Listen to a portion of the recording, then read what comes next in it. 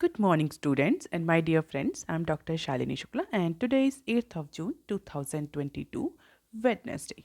Motivation of the day is Light Tomorrow with Today. आज के discussion में हम ये सारे न्यूज़ आर्टिकल कवर करेंगे, तो देख लेते हैं आज का पहला न्यूज़ आर्टिकल जो कि बिजनेस स्टैंडर्ड के पेज नंबर 1 पर दिया हुआ है। RBI steps into save rupee from hitting a new low. पिछले कुछ लास्ट महीनों से जो इंडियन रुपी है वो कंटिन्यूसली गिरता जा रहा है इन कंपैरिजन टू डॉलर, और time to time Reserve Bank of India बहुत सारे इंटरवेंशंस भी कर रही है in order to save the Indian rupee from further depreciating. लेकिन ट्यूसडे को यानी कि कल फॉरेन एक्सचेंज मार्केट में इंडियन रुपी ने ऑल टाइम लो रजिस्टर किया आफ्टर द वीक ओपनिंग। तो कल जो इंडियन रुपी है वो अप्रॉक्सीमेटली 77.68 पर डॉलर पर ओपन हुआ compare to the previous close that was 77.63। और पूरे दिन की अगर ट्रेडिंग देखें तो अपने डे के लोवेस्ट पॉइंट 77.74 तक पहुंच गया। This is the all time knew all time low in case of INR and dollar exchange rate. तो कल 77.68 से ये ट्रेडिंग स्टार्ट हुई थी, जो गिरते गिरते 77.74 तक पहुंच गई, और ये RBI के लिए बहुत बड़ा चैलेंज बन गया है कि अब इंडियन रुपी को फर्दर डेप्रिशिएट होने से रोका जाए। अगर करेंसी डीलर की बात करी जाए तो according to the currency dealer, state run bank sold dollar on behalf of the RBI around 77.70 level. तो जो करेंसी डीलर्स हैं, मार्केट पार्टिसिपेंट्स हैं, कौन से मार्केट पार्टिसिपेंट्स? जो कि फॉरेन एक्सचेंज मार्केट में डील करते हैं, फॉरेन एक्सचेंज मार्केट में पार्टिसिपेट करते हैं, उनके अकॉर्डिंग जो PSBs थे, स्टेट रन बैंक्स थे, उन्होंने RBI के बिहाफ पर अप्रॉक्सीमेटली 77.70 लेवल पर जब एक्सचेंज रेट था तब डॉलर सोल्ड करना शुरू कर दिया था। सोल्ड करना मतलब बेचना शुरू कर दिया था on behalf of the RBI। तो इंटेंशनली RBI ने फॉरेन एक्सचेंज मार्केट में इंटरवेंशन स्टार्ट कर दिए हैं just to control the depreciation of Indian rupee. And because of this intervention by RBI and state-run banks, the rupee ended the day at 77.71, that is down 8 paise from its previous close. तो कुछ appreciation देखने को मिला, कुछ recovery देखने को मिली state run bank और RBI के इंटरवेंशन की वजह से। अब क्वेश्चन ये उठता है कि ट्यूसडे को ऐसा सडनली क्या हुआ जिसकी वजह से जो इंडियन रुपी में इतना फॉल देखने को मिला। हालांकि अगर हम फॉल की बात करें तो ये फॉल पिछले कुछ महीनों से कंटिन्यूसली देखने को मिल रहा है विथ स्लाइट फ्लैक्चुएशंस। लेकिन ट्यूसडे को ऐसा क्या हुआ? तो ट्यूसडे को जो अगर देखें, इंडियन रुपी की जो स्टार्टिंग हुई थी वो भी वीक हुई थी, और जो लो पर आते आते अप्रॉक्सीमेटली 77.74 तक आ गया INR और USD का एक्सचेंज रेट। तो उसका सीधा सीधा अगर हम रीज़न देखें तो जो RBI की आज MPC की मीटिंग होने वाली है उसमें ये एंटिसिपेट किया जा रहा है कि रिजर्व बैंक ऑफ इंडिया में गो फॉर इंटरेस्ट रेट हाइक। तो आज यानी वेडनेसडे को जो MPC की मीटिंग शेड्यूल्ड है, उस मीटिंग में ऐसा एंटिसिपेट किया जा रहा है कि RBI रेपो रेट और जो अदर पॉलिसी रेट्स हैं उनको इंक्रीज करेगी। पॉलिसी टाइटनिंग या पॉलिसी नॉर्मलाइजेशन पर रिजर्व बैंक ऑफ इंडिया जाएगा। And because of this expectation, because of this anticipation by RBI on rate hike, Indian rupee weakened on foreign exchange market, and the hike that is expected to be around 0.4 to 0.50 BPS as we have discussed into the previous news। तो business standard ने, उसके अलावा कई सारे और भी organisations ने, newspaper ने सर्वे करा था जिसमें ये रेंज निकल कर आ रही कि RBI अप्रॉक्सीमेटली इस MPC में 0.40 से लेकर के 0.50 BPS तक चेंज कर सकता है रेपो रेट में। And the dollar index has also played a major part into the recent weakness. एक तो रिजर्व बैंक ऑफ इंडिया का जो पॉलिसी रेट हाइक है उसको लेकर के जो एंटिसिपेशन थे, इसके अलावा डॉलर इंडेक्स ने भी एक इम्पॉर्टेंट रोल प्ले किया into this weakening of Indian rupee on Tuesday. So dollar index fell from 77.50 to 77.75 above the past three trading session. तो एनालिस्ट का ये कहना है कि these are the two reasons जिसकी वजह से जो इंडियन रुपी में हमें ये फॉल देखने को मिल रहा है. इंपॉर्टेंट रीज़न यही है कि जो मार्केट पार्टिसिपेंट्स हैं they are anticipating RBI will go for interest rate hike, जिसकी वजह से फॉरेन एक्सचेंज मार्केट में इंडियन रुपी का डेप्रिसिएशन देखने को मिला. This is the lenders cues from RBI. Lending and deposit rate hikes by top lenders after the MPC surprise repo rate increased by 40 basis point. If you remember, जो of cycle meeting हुई थी May 4 में जिसमें RBI ने 40 basis point का repo rate increase किया था, उसके बाद से जो मेजर बैंक्स हैं, चाहे वो पब्लिक सेक्टर बैंक्स हों या प्राइवेट बैंक्स हों, उन्होंने अपने MCLR में या अदर जो इंटरेस्ट रेट हैं उनमें कितना कितना चेंज किया है, ये वो लिस्ट है. तो आप देख सकते हैं कि अगर आरबीआई इस बार यानी आज भी इंक्रीज़ करती है रेपो रेट को या सीआरआर को या अदर पॉलिसी रेट्स को, तो डेफिनेटली जो ये इंटरेस्ट रेट है, होम लोन है और जो ये फिक्स डिपॉजिट्स हैं, बहुत सारे अदर फाइनेंशियल इंस्ट्रूमेंट्स हैं, इन सब पर भी इंटरेस्ट रेट इंक्रीज़ होगा और जिसका इम्पैक्ट हमें विजिबल हो रहा है फॉरेन एक्सचेंज पर. इसके अलावा सेंसेक्स से रिलेटेड भी एक न्यूज़ दी हुई है इसी सेम पेज पर, तो हम उसको भी इसी कैटेगरी में कवर करेंगे क्योंकि ये भी इकोनॉमी और मार्केट से ही रिलेटेड है. Sensex decline for third straight session. So India's benchmark indices decline about 1% ahead of RBI's policy decision. तो आरबीआई के पॉलिसी डिसीजन की वजह से जिसमें ये एंटिसिपेट किया जा रहा है कि अप्रॉक्सीमेटली 90% इस बात के चांसेस हैं कि जो MPC की मीटिंग है उसमें आरबीआई जो है पॉलिसी टाइटनिंग या पॉलिसी रेट हाइक पर जाएगी, जिसका इम्पैक्ट हमें फॉरेन एक्सचेंज पर भी विजिबल हो रहा है और हमें सेंसेक्स और निफ्टी पर भी उसका इम्पैक्ट विजिबल है. तो because of this RBI policy decision, as investor assess the outcome of rising interest rate and tightening liquidity may impact the economic growth, जिसकी वजह से सेंसेक्स और निफ्टी दोनों के ही केस में हमें फॉल देखने को मिल रहा है. सेंसेक्स में अप्रॉक्सीमेटली 1.01% का कल फॉल देखने को मिला. That is the third consecutive day of the fall for this index. Nifty में भी अप्रॉक्सीमेटली 0.9% का फॉल देखने को मिला because of the RBI's policy decision anticipation and weak global cues. तो ऐसा कहा जा रहा है कि जो फॉरेन पोर्टफोलियो इन्वेस्टर्स हैं they will keep on selling, जिसका इम्पैक्ट हमें सेंसेक्स निफ्टी पर देखने को मिल रहा है और आगे भी देखने को मिलेगा. अगर देखें foreign portfolio investors sold share worth ₹2,294 crore while the domestic investors provided buying support to the tune of 1,311 crore. तो FPI सेलिंग आगे कंटिन्यू रह सकती है, ऐसा मार्केट पार्टिसिपेंट्स का मानना है और जिसका इम्पैक्ट हमें सेंसेक्स निफ्टी पर क्लियरली विजिबल हो रहा है.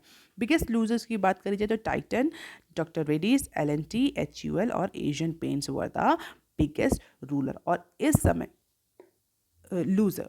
और इस समय अगर हम इंडिया की इकोनॉमिक सिचुएशन को देखें, जिस तरीके से इन्फ्लेशन इंक्रीज़ हो रही है और ये पक्का है कि आरबीआई और सेंट्रल बैंक जो है वो इंटरेस्ट रेट हाइक पर जाएगा और अगर आरबीआई इंटरेस्ट रेट हाइक करता है या पॉलिसी रेट हाइक करता है तो definitely it is going to impact on the economic growth और उसी का सीधा सीधा इम्पैक्ट हमें इंडिया की ग्रोथ फोरकास्ट पर भी देखने को मिलेगा. जैसा कि रिसेंटली वर्ल्ड बैंक ने इंडिया की जो जीडीपी फोरकास्ट है फॉर फाइनेंशियल ईयर 23 उसको 7.5 तक कट कर दिया. देख लेते हैं न्यूज़ क्या है. World Bank cuts India's financial year 23 GDP forecast to 7.5%. तो फाइनेंशियल ईयर 23 के लिए इंडिया का जो जीडीपी फोरकास्ट है that is real gross GDP. यहाँ पर आप ध्यान रखेंगे this is the real gross GDP. उसका जो फोरकास्ट था पहले वर्ल्ड बैंक ने 8% किया था, उसको रिड्यूस करके वर्ल्ड बैंक ने अब उसको 7.5% कर दिया है. और उसका रीज़न डेफिनेटली अगर जीडीपी फोरकास्ट रिड्यूस किया है तो उसका रीज़न भी दिया होगा वर्ल्ड बैंक ने. So according to World Bank, inflationary pressure, supply chain disruption, geopolitical tension due to the Russia invasion of Ukraine, the Indian economy will grow with 7.5% instead of 8% क्योंकि inflation का, geopolitical tension का, इन सब का supply chain, commodity price पर impact पड़ेगा और India being a import oriented country उससे भी इम्पैक्ट होगा। और ऐसा नहीं कि सिर्फ इंडिया के ही केस में ये जीडीपी ग्रोथ को स्लैश डाउन किया है। अगर वर्ल्ड बैंक की ग्लोबल इकोनॉमिक प्रॉस्पेक्ट रिपोर्ट को देखें, डिटेल में देखें, तो इस मल्टीलैटरल इंस्टीट्यूशन ने ग्लोबल ग्रोथ, जो वर्ल्ड जीडीपी है, ग्लोबल ग्रोथ है, उसके फोरकास्ट को भी स्लैश डाउन किया है बिकॉज ऑफ दिस प्रेशर कि इन्फ्लेशनरी प्रेशर हो रहे हैं, कमोडिटी के प्राइस बढ़ रहे हैं, सप्लाई चेन डिस्ट्रप्शन हो रहा है इन्फ्लेशन के बावजूद भी। कई जगह जो प्रोडक्ट्स हैं, कमोडिटीज़ हैं, वो अवेलेबल नहीं है। इसके अलावा रशिया यूक्रेन क्राइसिस जो चल रहा है, उसकी वजह से भी जो क्रूड ऑयल और एनर्जी के प्राइसेस, सीमेंट, स्टील के प्राइसेस, मेटल के प्राइसेस शूट अप कर रहे हैं, उन सबका इम्पैक्ट इंडिया पर ही नहीं, ग्लोबल इकोनॉमी पर एज अ होल भी विजिबल होगा। तो जो ग्लोबल ग्रोथ फोरकास्ट है उसको भी 4.1% से रिड्यूस करके 2.9% कर दिया, अप्रॉक्सीमेटली हाफ कर दिया अगर हम देखें तो। हालांकि अगर इससे कंपेयर करें तो इंडिया के केस में कम रिडक्शन किया है वर्ल्ड बैंक ने। तो ऐसा एंटिसिपेट किया जा रहा है कि जो रशिया यूक्रेन क्राइसिस है ये अभी और टाइम तक रहेगी, जिसकी वजह से इंडिया में इन्फ्लेशन, सप्लाई चेन डिसरप्शन और ये जो रिकवरी सर्विसेज में हुई ये सब स्लो डाउन होगा, जिसकी वजह से जो जीडीपी ग्रोथ एंटिसिपेट करी जा रही थी नॉर्मल सिचुएशन में 8%, वो फिलहाल इंडिया अचीव नहीं कर पाएगा as per World Bank. And this is the growth projection by other agencies, India rating, ICRA, RBI, S and P, World Bank, Citigroup, IMF and Fitch. Approximately देखें तो हम सभी ऑर्गेनाइजेशंस ने इंडिया के लिए जीडीपी फोरकास्ट को रिवाइज किया है। मोस्ट ऑफ ने इस पर्टिकुलर जो जीडीपी फोरकास्ट है उसको स्लैश डाउन ही किया है, मतलब रिडक्शन ही किया है। किसी ने जीडीपी फोरकास्ट इंक्रीज नहीं किया है या उसमें ज़्यादा पॉजिटिव एडिशन नहीं किया है। तो inflation, commodity prices, energy prices, metal prices, supply chain disruption, and other geopolitical tensions are going to impact not only the India's economic growth but world as a whole. अब देख लेते हैं article number 2 that is given on page number 4 of business standard. Regulator must be a step ahead on digitization FM. कल हमारी finance minister जो हैं उन्होंने India और रेगुलेटरी एजेंसीज को डायरेक्ट किया किस चीज़ पर, टेक्नोलॉजी को लेकर के। जिस तरीके से डिजिटाइजेशन, आईटी टेक्नोलॉजी जो है वो गवर्नेंस की फील्ड में पेनिट्रेट कर रही है, जिस तरह से उसका डिफ्यूजन हो रहा है आईटी टेक्नोलॉजी का, जिस तरीके से गवर्नेंस का, अदर सर्विसेज का डिजिटाइजेशन हो रहा है, उसको देखते हुए हमारी जो यूनियन फाइनेंस मिनिस्टर हैं उन्होंने कहा है कि इस पर्टिकुलर एस्पेक्ट में, इस पर्टिकुलर सिचुएशन में, इस पर्टिकुलर कंडीशन में जो हमारी रेगुलेटरी एजेंसीज हैं, जो हमारे रेगुलेटर्स हैं, उनका जो रोल है, उनका जो फंक्शन है वो और ज़्यादा इंक्रीज हो जाता है। And to be ahead on the curve of understanding the digital method, all the regulator must be able to understand the role technology can play into different domain. तो बेसिकली यहाँ पर जो रेगुलेटर्स हैं, regulatory bodies हैं, agencies हैं, जैसे कि national financial reporting authority NFRA, competition commission of India, CCI, SEBI, IRDA, इन सब को एक डायरेक्शन दिया है कि जिस तरीके से डिजिटाइजेशन हो रहा है, all these regulator must be a step ahead in comparison to the technology as well as the other sector. तभी डिजिटाइजेशन का जो बेनिफिट है उसको रियलाइज़ किया जा सकेगा और जो उसके नेगेटिव कॉन्सिक्वेंसेस हैं, जो उसके चैलेंजेस हैं, लिमिटेशंस हैं, उनको ओवरकम किया जा सकेगा।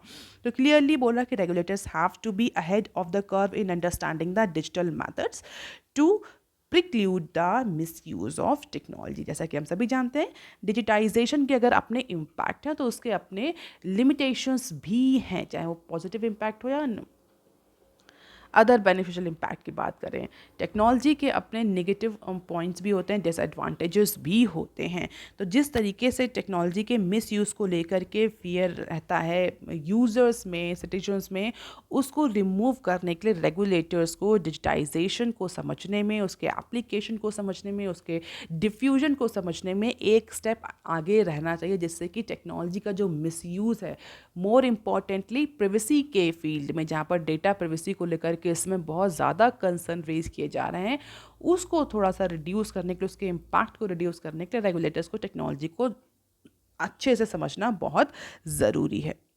तो उसी को लेकर के हमारी फाइनेंस मिनिस्ट्री ने बोला कि रेगुलेटर्स को पता होना चाहिए कि कहाँ पर उन्हें सॉफ्ट रहना है और कहाँ पर उन्हें डेटरेंट और स्ट्रेंथ शो करनी है इन case of diffusion of technology. इसके अलावा जिस तरीके से बड़े बड़े मर्जर और एक्विजिशन इंडिया में हो रहे हैं इस समय, बड़ी बड़ी कंपनीज हैं वो छोटी छोटी फिनटेक कंपनीज को और अदर टेक्नोलॉजी कंपनीज को एक्वायर कर रही हैं, उस केस में सीसीआई का रोल भी बहुत इम्पॉर्टेंट हो जाता है in order to ensure the consumer protection. तो चाहे वो सीसीआई हो, चाहे वो नेशनल फाइनेंशियल रिपोर्टिंग अथॉरिटी हो, सेबी हो, आईआरडीए हो, कोई भी रेगुलेटरी एजेंसीज हो, वो अपने अपने जो बेनिफिशरीज हैं उनके इंटरेस्ट को प्रोटेक्ट करने के लिए डिजिटाइजेशन पर जाएगी। But yes, it understanding the impact of digitization in order to remove or preclude the misuse of technology is very important। और जो स्मॉल इन्वेस्टर्स हैं उनका रोल जिस तरीके से इकोनॉमी में, मार्केट में इंक्रीज़ हो रहा है, उसको देखते हुए हमारी फाइनेंस मिनिस्टर ने बोला है कि उनके इंटरेस्ट को सिक्योर करना बहुत ज़रूरी, क्योंकि पैंडेमिक के टाइम में अगर हम देखें, और आप रेगुलरली अगर न्यूज़ चैनल फॉलो कर रहे हैं मेरा, तो आपको पता होगा कि रिटेल जो इन्वेस्टर्स हैं इन पेंडेमिक के ड्यूरेशन में, उन्होंने बहुत इम्पॉर्टेंट रोल प्ले किया है मार्केट को स्टेबलाइज करने में, क्योंकि जो बड़े बड़े बिग इन्वेस्टर्स थे वो पेंडेमिक से बहुत ज़्यादा इम्पैक्ट होता, तो छोटे छोटे इन्वेस्टर्स ने बहुत इंपॉर्टेंट रोल प्ले किया, जिसका इम्पैक्ट हमें सेंसेक्स और निफ्टी में क्लियरली विजिबल भी होता है।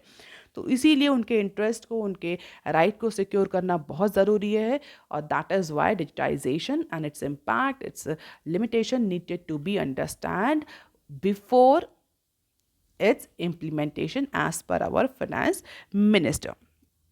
अब देख लेते हैं article number 3 that is given on page number 6 of Business Standard. Government unveils policy for airports sees 10x annual revenue growth. So Union Ministry of Civil Aviation that is MOCA ने Tuesday को यानी कल India की पहली national air sports policy NASP that is 2022, so national air sports policy announced kari, and this air sports policy will cover the aerobatics, aero modeling, model rocketry, experimental, ballooning and drone. तो जितने भी air sports हैं उन सब को ये national air sports policy NASP 2022 cover करेगी।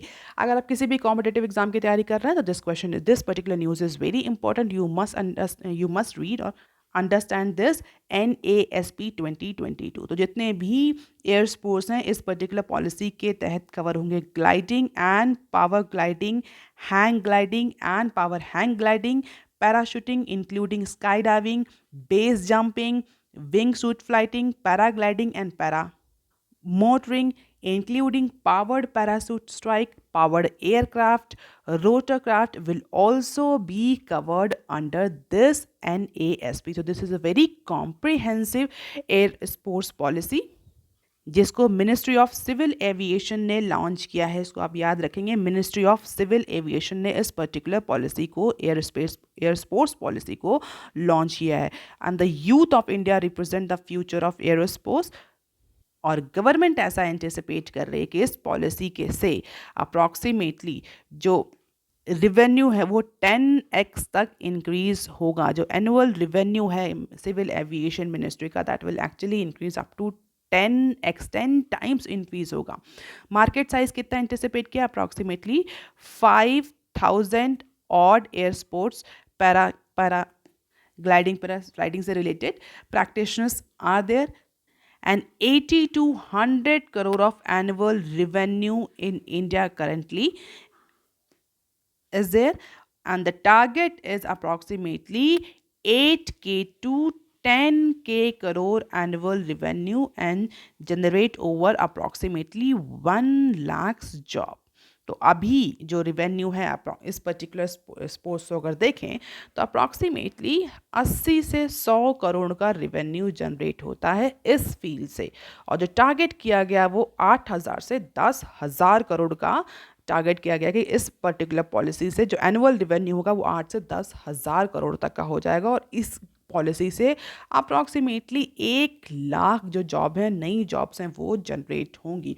तो रिवेन्यू ग्रोथ के टर्म्स में, एम्प्लॉयमेंट जनरेशन के टर्म्स में, ट्रैवल एंड टूरिज्म सेक्टर को स्ट्रेंथन करने के लिए, इंफ्रास्ट्रक्चर डेवलपमेंट को स्ट्रेंथन करने के लिए, this particular policy will act as a economic multiplier. तो गवर्नमेंट बहुत ज़्यादा पॉजिटिव है इस पर्टिकुलर पॉलिसी को लेकर के, सिर्फ स्पोर्ट्स को ही प्रमोट नहीं करेगी, यूथ डेवलपमेंट ही नहीं करेगी, this particular policy will work as a economic multiplier in case of revenue generation, infrastructure development, employment generation and a lot of other domino impact. तो ये ऐसा एंटिसिपेट कर रही है गवर्नमेंट की ये सारा बेनिफिट होगा। कई सारे जो कॉलेज, स्कूल, यूनिवर्सिटीज़ हैं उनको इनकरेज भी किया जा रहा है कि वो एयर स्पोर्ट्स को अपने करिकुलम में इंक्लूड करें। तो let us see how this particular policy will actually move on और actually realize the benefits on ground, but yes, government is very positive about this. इसके अलावा अब देख लेते हैं some other short news clips. Center may monetize rupees 75K crore assets in coal mining sector in financial year 23. तो government of India जो है वो माइनिंग सेक्टर से इस फाइनेंशियल ईयर में 75,220 करोड़ का रिवेन्यू जनरेट करने की कोशिश करने का टारगेट सेट कर रही है। The monetization of coal block is likely to generate approximately 52K crore, followed by 20,000 crore from the projects on mine developers and operators model, and 700 crores from the washeries, and coal ministry said its monetization plan for financial year 23. तो coal, washeries और mine developer और operators, that is MDO, in 3 sector से government anticipate कर रही है कि 75,000 करोड़ का revenue generate किया जाए।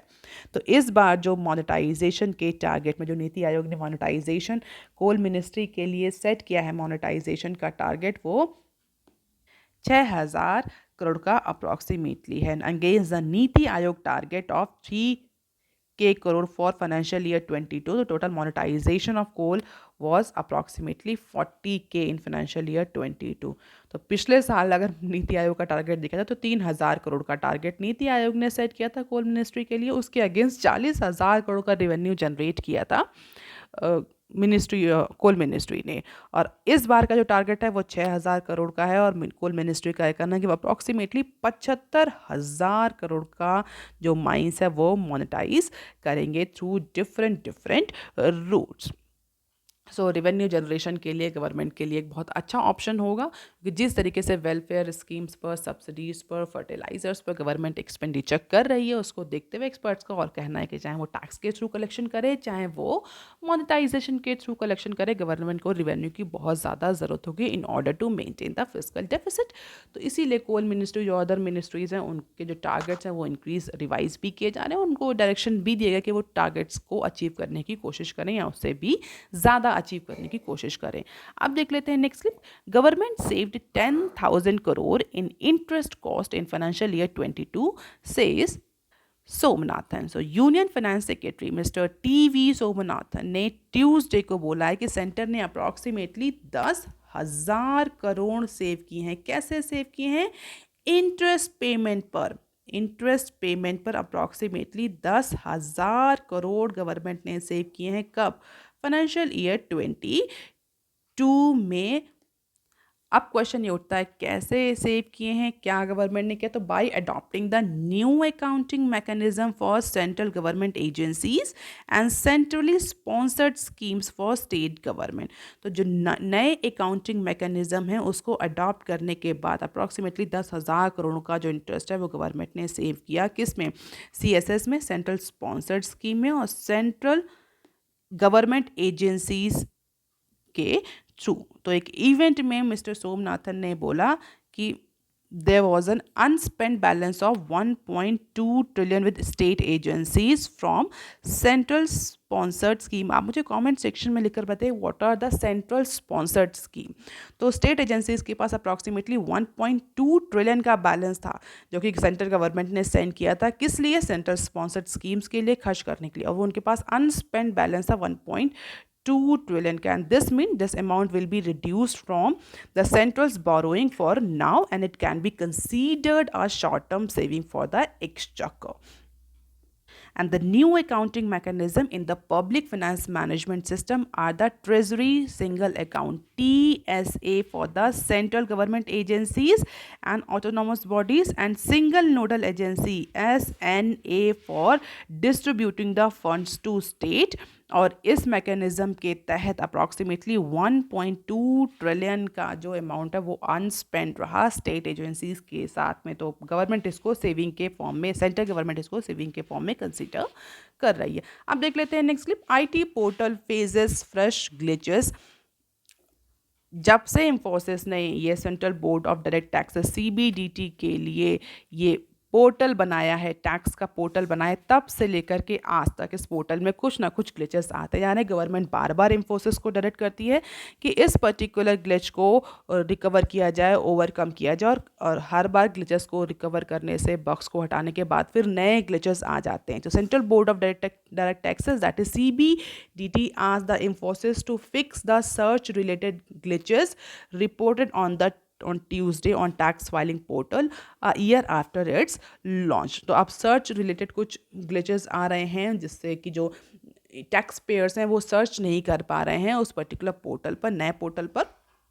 तो माल फंक्शनिंग जो है वो कई बार रिपोर्ट करी गई है डिफरेंट फंक्शंस पर। इसके अलावा हैकिंग और सिक्योरिटी रिस्क पर भी सस्पेक्शन है। तो सर्च के बटन को भी रिकवर करने की बात करी गई है। डेटा सिक्योरिटी को लेकर के बेसिकली हैकिंग और सिक्योरिटी रिस्क जो है उस पर भी रिकवरी के लिए CBDT ने इंफोसिस को डायरेक्ट किया है। CBDT chief assured that there is no breach of data, और जो टैक्स पेयर्स हैं वो अपने डेटा ब्रीच या डेटा प्राइवेसी को लेकर के सिक्योर रहें, ऐसा कुछ भी नहीं है। All these are the rumours. अब देख लेते हैं next, yield on state bonds harden.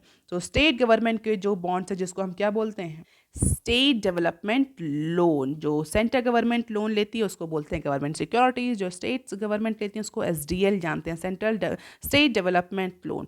तो the yield on state government bonds on Tuesday auction harden approximately 8 to 15 BPS। तो स्टेट जो SDLs हैं उन पर जो ऑक्शन, जो ट्यूसडे को जो उनका ऑक्शन हुआ उस पर जो यील्ड है वो अप्रॉक्सीमेटली 8 to 15 BPS तक बढ़ गई है ahead of the MPC। So this comes ahead of the review by the Reserve Bank of India MPC which is widely expected to hike the policy rate, जिसका impact हमें SDL के auction पर भी देखने को मिल रहा है। यील्ड जो रही वो 8 से 15 BPS तक इंक्रीज हुई and this is the graph for SDL from April 7 to June 7। हम देख सकते हैं स्लाइट फ्लैक्चुएशन के बाद एक कंटिन्यूसली इंक्रीज हुआ लीनियर फॉर्मेट में दिख रहा है। और इसका सीधा रीज़न जो कल ये इंक्रीज हमें देखने को मिल रहा है SDL में, that is all because of the expectation of the policy hike by RBI. So according to the RBI data for 10 years paper, the cutoff was 7.89% against 7.81% last week. And Maharashtra government was the only state to have raised approximately 2K crore through 10 years paper. तो state government के जो papers हैं, जो SDL bonds हैं, उनमें अगर yield rate increase कर रहा है तो ये एंटिसिपेशन किया जा रहा है कि अगर सेंट्रल गवर्नमेंट भी बोरोइंग्स पर जाएगी तो दे हैव टू पे मोर borrowing cost because of the hike by RBI on policy rate. So that is all for today, students. No, there is one more news, Amazon wins Future against block asset sale. तो Amazon Future और जो रिलायंस की deal जो झगड़ा है ये अभी कम होता हुआ नहीं दिख रहा है।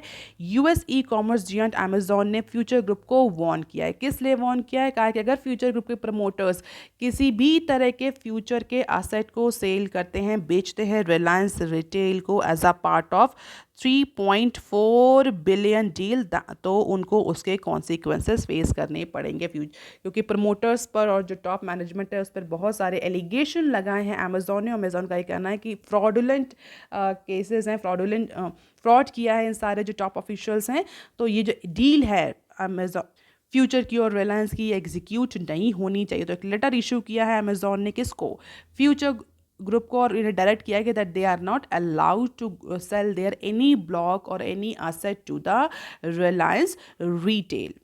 सो लेट्स सी कितना इस पर्टिकुलर झगड़े को अभी आगे और चलना है। फिलहाल के लिए अमेजॉन, रिलायंस और फ्यूचर का जो ये इशू है ये रिजॉल्व होता हुआ नहीं दिख रहा, in spite of so many tactics or strategies or actions has been taken by these companies. So that is all for today, students. If you want lecture PDF, you can join my Telegram channel. You can also follow me on other social media platforms. If you have any query and suggestion, you can write on comment section below. Please like, share and subscribe. Thank you.